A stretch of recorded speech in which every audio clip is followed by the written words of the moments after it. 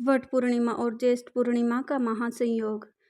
ज्येष्ठ पूर्णिमा का व्रत, जिसे वट सावित्री व्रत भी कहा जाता है, विवाहित स्त्रियों द्वारा अपने पति की लंबी उम्र, अच्छे स्वास्थ्य और अखंड सौभाग्य के लिए किया जाता है। यह व्रत विशेष रूप से सावित्री और सत्यवान की पौराणिक कथा पर आधारित है, जिसमें सावित्री ने अपने पति के प्राण यमराज से वापस लिए थे। इस दिन प्रातःकाल उठकर स्नान कर स्वच्छ वस्त्र धारण किए जाते हैं और व्रत का संकल्प लिया जाता है। महिलाएं संकल्प करती हैं कि वे पति के सुख और दीर्घायु के लिए पूरे दिन उपवास करेंगी और विधि पूर्वक पूजन करेंगी। पूजा के लिए वट वृक्ष का विशेष महत्व होता है। यदि घर के पास वट वृक्ष उपलब्ध हो तो वही पूजा की जाती है, नहीं तो घर में वट वृक्ष का प्रतीक बनाकर पूजा की जाती है। वृक्ष की जड़ में जल अर्पित किया जाता है। चंदन, अक्षत, फूल, दीपक, मिठाई और सुहाग की वस्तुएं अर्पित की जाती हैं।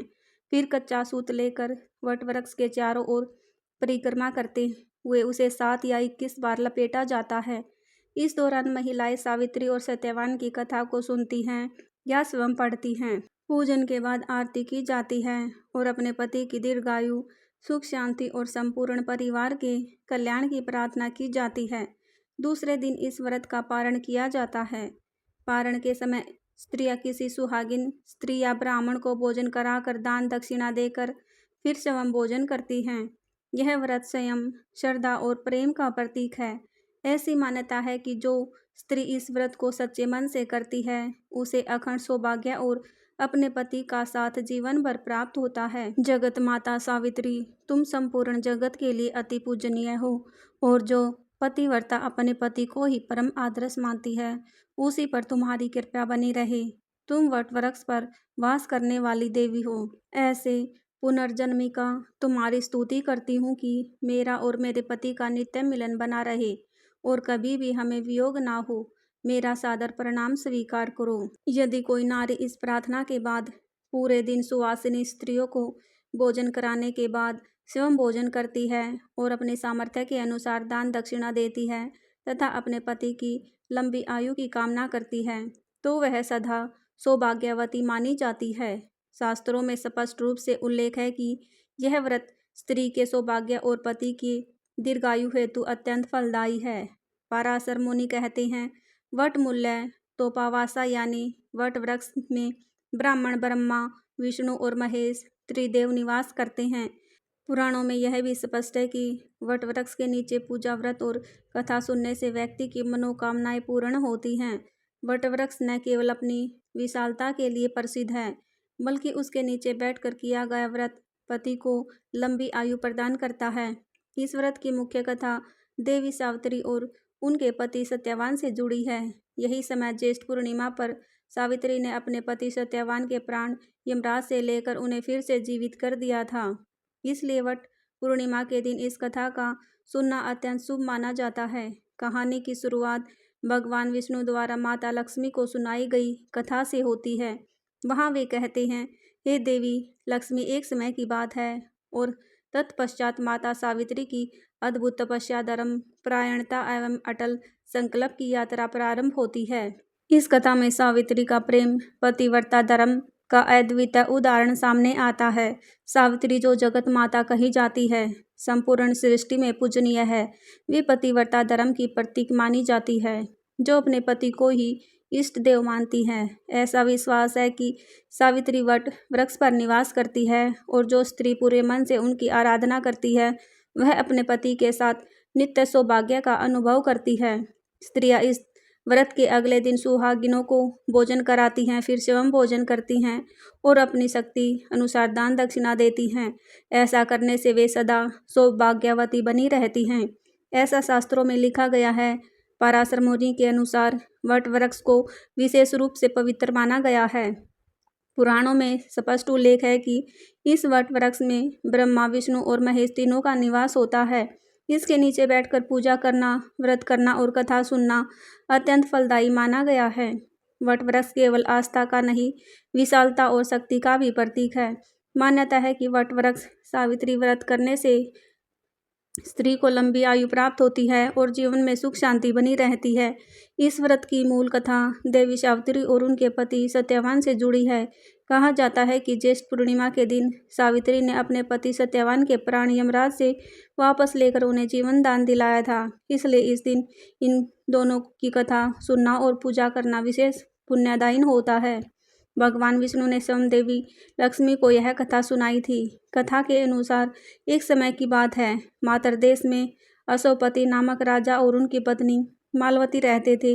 दोनों बहुत धर्मात्मा थे, लेकिन उन्हें संतान का सुख नहीं था। वे संतान प्राप्ति के लिए देवी सावित्री की वर्षों से पूजा करते रहे। अतः देवी सावित्री उनकी तपस्या से प्रसन्न होकर प्रकट हुई और उन्हें एक कन्या का वरदान दिया। उस कन्या का नाम भी उन्होंने सावित्री ही रखा। सावित्री सुंदर, गुणवान और धर्मपरायण बनी। जब वह विवाह योग्य हुई तो राजा ने स्वयं उससे कहा कि वह अपनी इच्छा से योग्य वर का चयन करे। एक दिन वन में भ्रमण करते हुए सावित्री की भेंट सत्यवान से हुई, जो साल्व देश के राजा हरिश्चंद्र का पुत्र था। सत्यवान के पिता राज्य गंवा चुके थे और अब अंधे होकर वन में रहते थे।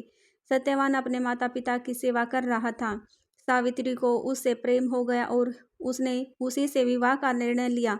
राजा अशोपति ने नारद मुनि से सलाह ली, जिन्होंने बताया कि सत्यवान धर्मात्मा और योग्य है, लेकिन उसकी जीवन अवधि केवल 1 वर्ष बची है। फिर भी सावित्री ने दृढ़ निश्चय किया कि यह केवल सत्यवान से ही विवाह करेगी। अतः राजा ने बेटी की इच्छा को स्वीकार किया और विवाह संपन्न हुआ। सावित्री अपने ससुराल पहुंची और अपने अंधे सास ससुर की सेवा करने लगी। जैसे जैसे समय बीता वह भगवान की पूजा में लीन रहने लगी। अब सत्यवान की मृत्यु के कुछ दिन ही शेष थे।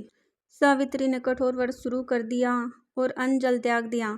सत्यवान की चिंता को दूर किनारे कर उसने अपने संकल्प को पूरा करने की ठान ली। मृत्यु के दिन सावित्री सत्यवान के साथ जंगल में गई। सत्यवान लकड़ियां काटते समय अचानक बेहोश होकर उसकी गोद में गिर पड़ा। तभी यमराज प्रकट हुए और सत्यवान के प्राण लेकर जाने लगे। सावित्री उनके पीछे पीछे चल पड़ी। यमराज ने कई बार रोका, लेकिन सावित्री ने धर्म, प्रेम और नारी के कर्तव्य की बात करके उन्हें हर बार प्रभावित किया। यमराज ने उसकी निष्ठा से प्रसन्न होकर 3 वरदान दिए। उसके ससुर की आंखों की ज्योति वापस कर दी, खोया हुआ राज्य लौटा दिया और अंत में संतान सुख का आशीर्वाद भी दिया। जब सावित्री ने कहा कि संतान तो तभी होगी जब पति जीवित रहेगा, तब धर्मराज धर्म संकट में पड़ गए और अतः सत्यवान को जीवन दान दे दिया। सावित्री अपने पति को लेकर घर लौटी, जहां उसने देखा कि उसके ससुर की आंखें ठीक हो चुकी थी।